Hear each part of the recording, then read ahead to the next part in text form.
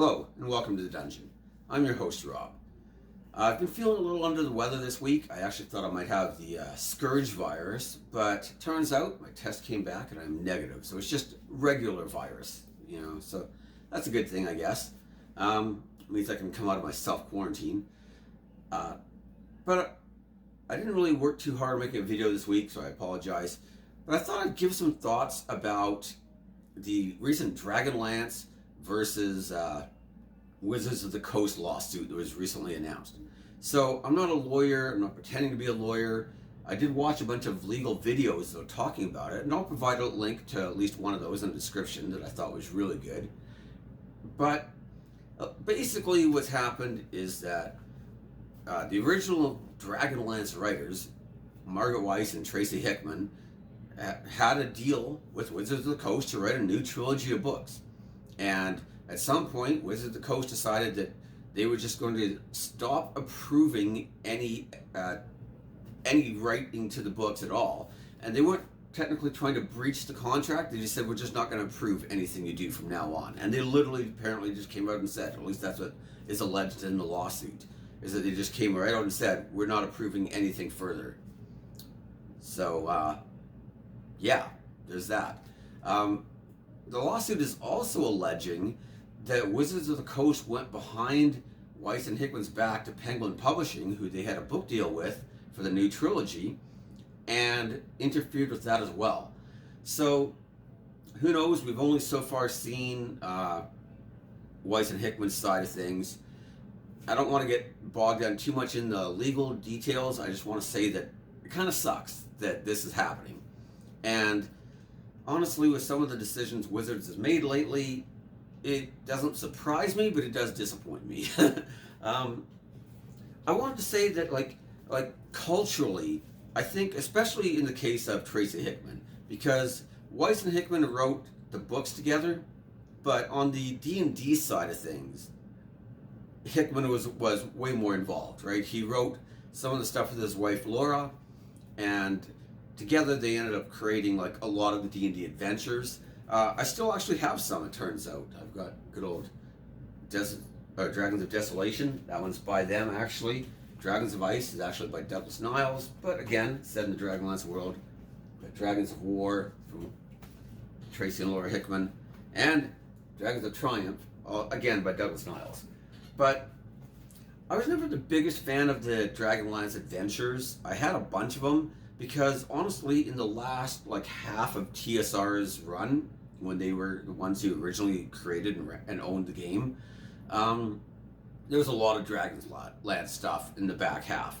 And that's because the books were so incredibly popular, and it drove a lot of interest to the Dragonlance campaign setting. And like I said, the Dragonlance campaign setting was never my favorite. I thought the War of the Lance was great. I thought that part was really interesting. But unless you were the main characters in the War of the Lance, I don't really know that it was necessarily the best. But I don't know. Like I said, I never really did much with it, right? But I also wanted to say that just beyond their impact in the Dragonlance books, and the Dragonlance campaign setting, Tracy and Laura Hickman also created Ravenloft. I don't have my original Ravenloft, but I do have Ravenloft 2, House on Griffin Hill. And so when you think about it, they created not just the basis for one campaign world, which, Krynn and Dragonlance is that one, but they also created the campaign that eventually would become Ravenloft, which is one of my favorite D&D campaign settings.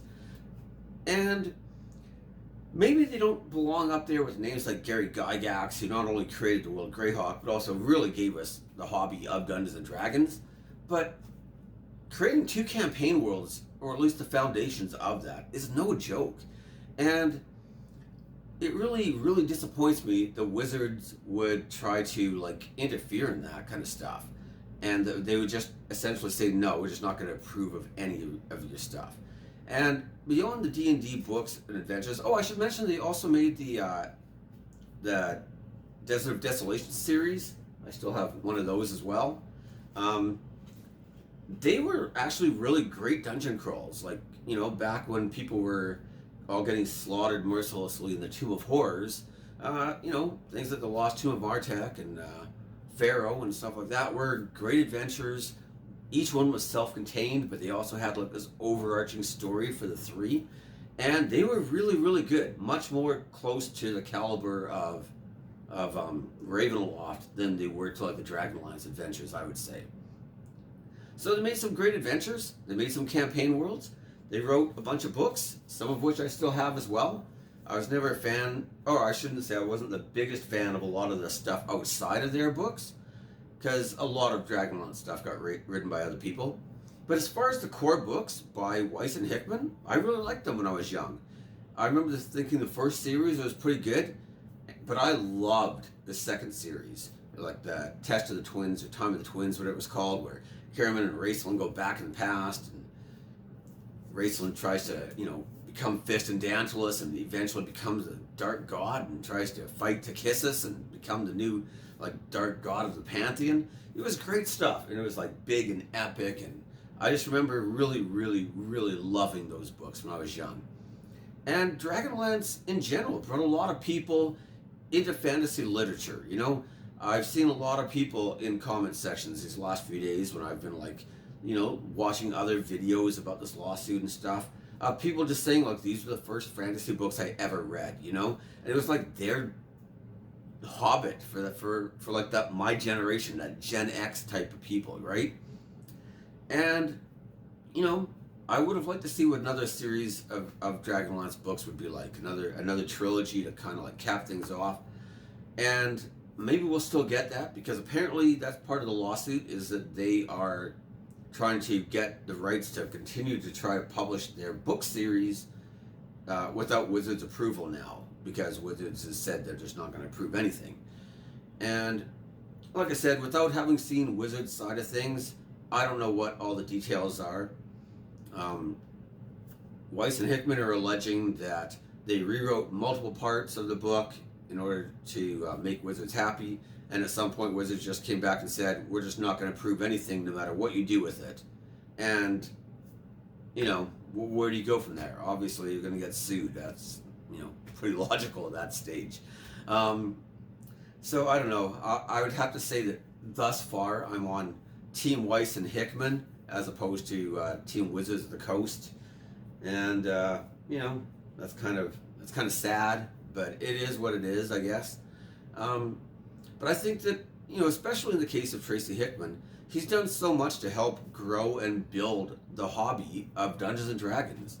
And like I said, not just campaign settings and individual adventures, but just his contribution to the hobby in general, and the things that he's created and helped to inspire and helped to build, that, it would have been really nice to see if maybe they could have come up with a new trilogy of books.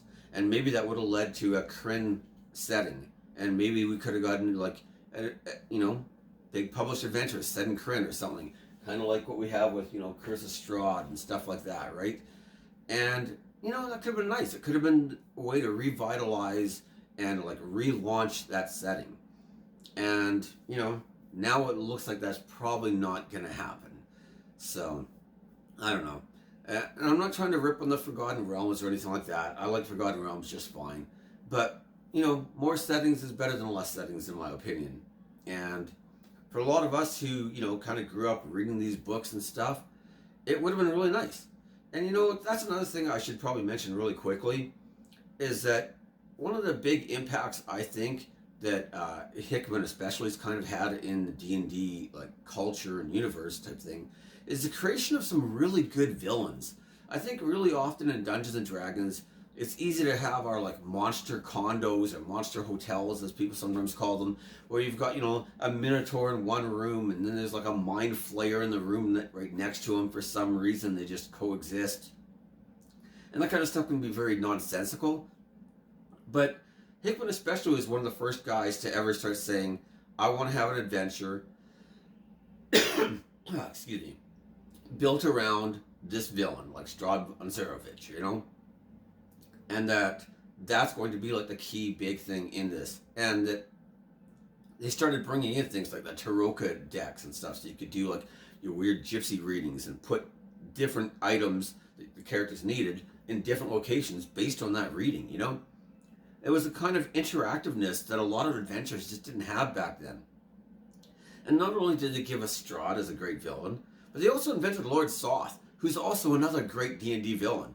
I mean, maybe they're not quite up there with like the likes of Vecna, but you know, they are two of the best D&D villains, in my opinion, that have ever been created.